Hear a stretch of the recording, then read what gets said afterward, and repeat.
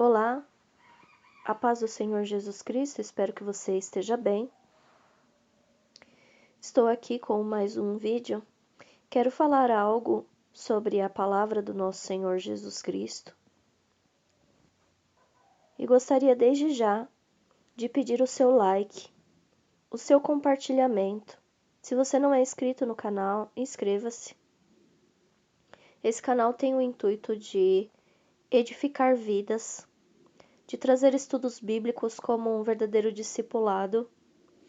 Então, meus irmãos, eu os convido a participar ativamente da evangelização por meio do compartilhamento destes vídeos e por meio do impulsionamento deste canal, ok? Não custa nada e você vai ajudar a edificar outras vidas, ajudar outras pessoas a encontrarem este canal. Eu quero compartilhar com os irmãos algo que está em Gálatas capítulo 2, versículo 16, diz assim: Sabendo que o homem não é justificado pelas obras da lei, mas pela fé em Jesus Cristo. Temos também crido em Jesus Cristo, para sermos justificados pela fé de Cristo e não pelas obras da lei. Porquanto pelas obras da lei, nenhuma carne será justificada. Aqui o apóstolo Paulo traz algo que ele está revelando para o mundo. Ele está revelando para os irmãos. Ele está falando daquilo que existia na lei, que era um estabelecimento de justiça própria, ou seja, a pessoa, por ações externas, ela procurava exercer uma justiça, só que essa justiça era a justiça do homem, falha, imperfeita, e que não era a justiça de Deus o Pai. Mas aqui, então, Paulo fala sobre uma justiça que vem de Deus o Pai e que está concentrada na pessoa de Jesus Cristo. E o homem alcança essa justiça quando crê no Senhor Jesus Cristo, deixando de lado toda a lei. Para falar em termos dessa contraposição da lei e da fé, eu vou usar um exemplo que muitos dos irmãos podem até já conhecer, mas eu quero aqui traçar um paralelo para que você veja alguns pontos muito importantes. Então, vou usar aqui um capítulo nosso da história, um capítulo da história do Evangelho sobre a Terra, da Igreja, enfim. E quero mostrar para vocês que a Igreja usou a lei e que a Igreja usa a lei até hoje com esse exemplo que eu vou trazer, ok? Há cerca de 500 anos, a Igreja mostrava através de sermões, de aulas, que o homem deveria merecer a remissão pelos seus pecados e que ele se justificava diante de Deus por meio de uma disciplina externa. Esse era o pensamento da Igreja Romana, mas ele retratava o pensamento lá atrás dos fariseus. E isso não era uma coincidência. Por quê? Porque ambos se fundamentavam na lei. Naquela época, há 500 anos atrás, a igreja com frequência apresentava peças teatrais e o tema favorito era o dia do juízo final. Então, usava coisas como essas para colocar temor nos cristãos.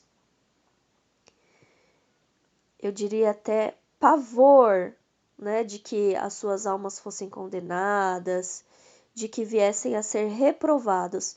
Então, dessa maneira, eles incentivavam os cristãos a terem um comportamento ali rigoroso, de acordo com o que eles ensinavam da lei. A própria Igreja Romana impunha a lei.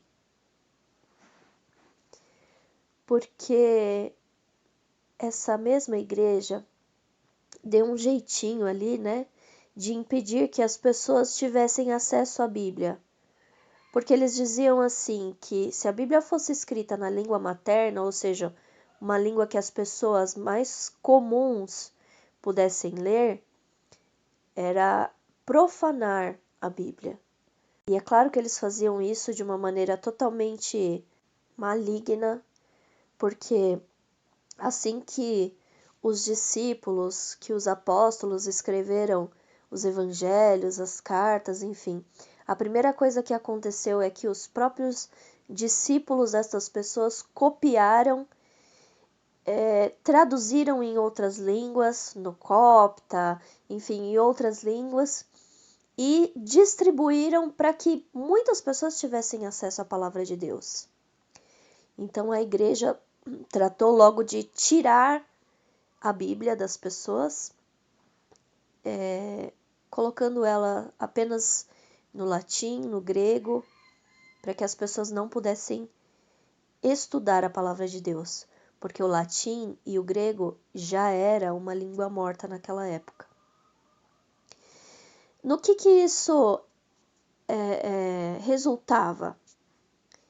Isso trazia um controle muito grande para Roma, né, sobre os cristãos. Ou eles faziam o que Roma queria, ou eles pensavam que estava fora da lei de Deus. E aí é nesse ponto que começam as indulgências, né? É nesses termos que a igreja aplica as diversas taxas. E era assim que o povo era cobrado. Você imagina que a igreja afirmava ter poder sobre a salvação das pessoas, sobre a salvação de um morto, por exemplo. Um tio da pessoa estava morto. Se ele cumprisse uma exigência, a alma dele era liberada do purgatório. Uma doutrina que não está na Bíblia, mas as pessoas não podiam conhecer a Bíblia. E aí então essa alma, né, quando a pessoa pagava a indulgência, quando a pessoa cumpria a indulgência e trazia uma contribuição, olha só. Então a alma dessa pessoa era liberada do purgatório para o céu. Por uma autorização concedida pelo líder maior da Igreja Romana. Isso, irmãos, o nosso dicionário define como extorsão. É você coagir uma pessoa de determinada forma a fazer o que você quer, trazendo bens para você, trazendo algum tipo de lucro, né? Isso é extorsão. Outra coisa que a igreja fez nesse momento de trevas, nós podemos chamar esse momento de trevas realmente, porque as pessoas não tinham a luz da palavra de Deus, foi ofuscar o brilho de Jesus Cristo, trazendo intercessores mortos para estar na oração do cristão, entre eles e Deus o Pai. Como eles faziam isso? Eles ensinavam que determinadas pessoas tinham méritos. E méritos bem específicos. Então,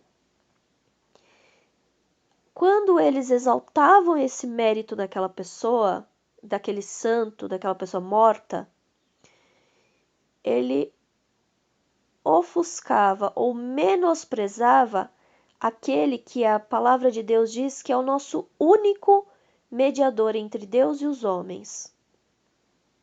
Isso está no livro de Timóteo. Enfim,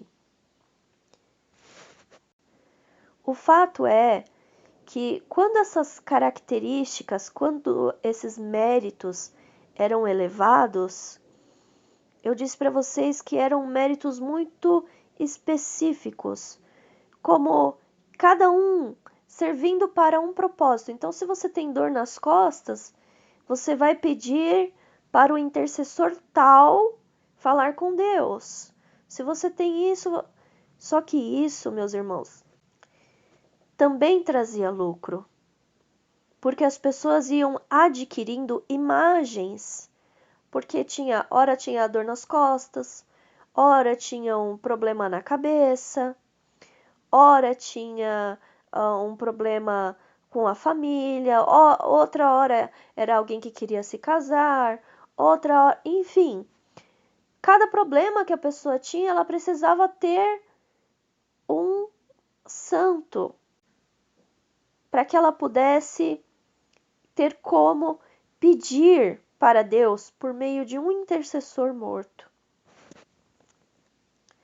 A palavra nos diz que existe um mediador, como eu já disse, que ele está diante do Pai intercedendo por nós.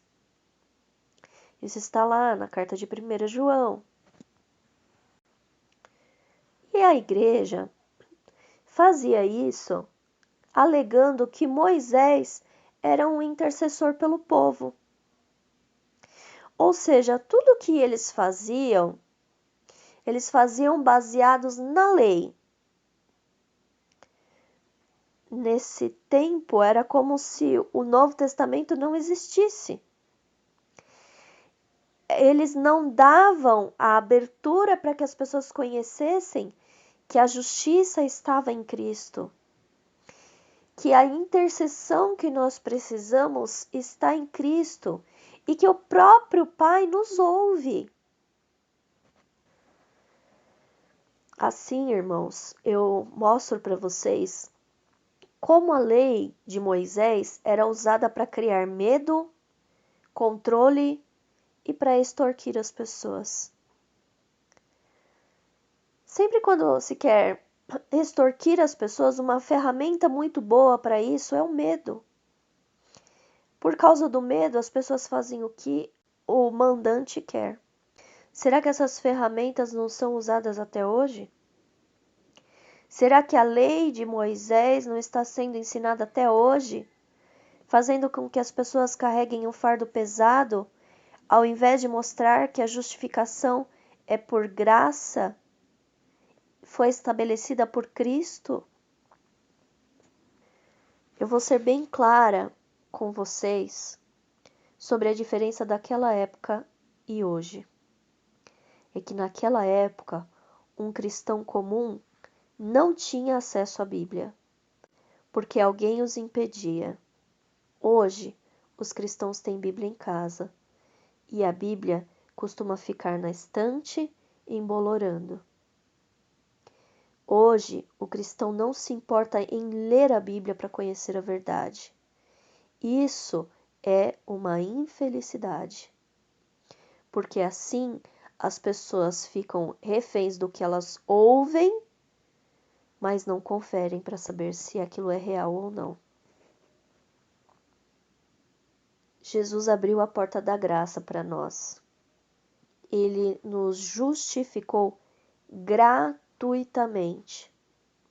O que passar disso é apenas o que Jesus mesmo chamou de fermento dos fariseus. Eu quero terminar aqui lendo para vocês um texto que está em 1 Timóteo, capítulo 6, do versículo 3 a 11.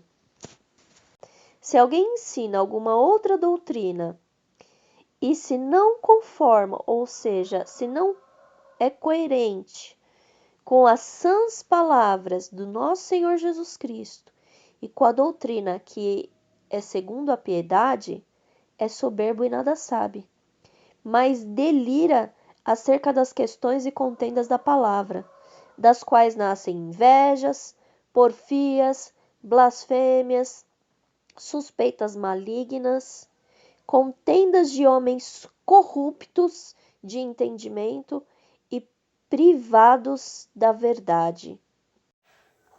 Cuidando que a piedade seja causa de ganho, aparta-te dos tais.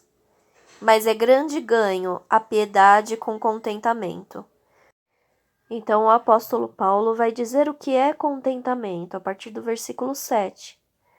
Diz assim: porque nada trouxemos para este mundo, e manifesto é que nada podemos levar dele, tendo, porém, o sustento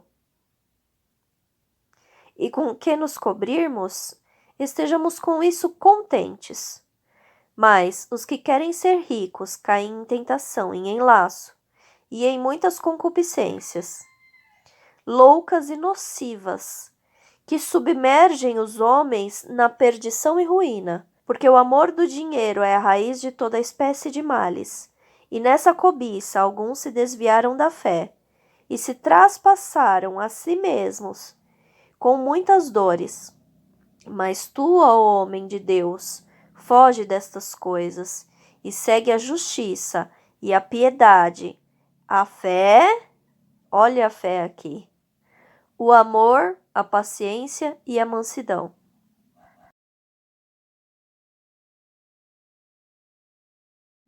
Então, este versículo 11 é o conselho do apóstolo Paulo para todo aquele que quer estar em Cristo verdadeiramente, para todo aquele que não quer se perder. Então, ele diz: homem de Deus, foge destas coisas, sai de perto, não ponha a mão nessas coisas, não tome parte delas. Segue a justiça, a piedade, Cristo, a fé em Cristo, o amor, Cristo, a paciência, Cristo, a mansidão, Cristo. Então, é disso que o apóstolo Paulo está falando aqui. Espero que você tenha sido edificado por essa mensagem. E se você conhece alguém que não conhece essa verdade e que precisa conhecer, envie esse vídeo para ele, para essa pessoa. Se você conhece alguém que é um estudioso da palavra de Deus, que talvez já conheça a respeito do contexto histórico da reforma e que vai gostar muito desse vídeo, envie esse vídeo para essa pessoa. Envie esse vídeo para todo aquele que você quer que seja edificado. Amém? Deus abençoe a sua vida. Deus abençoe a sua casa. Fique na paz do Senhor Jesus Cristo.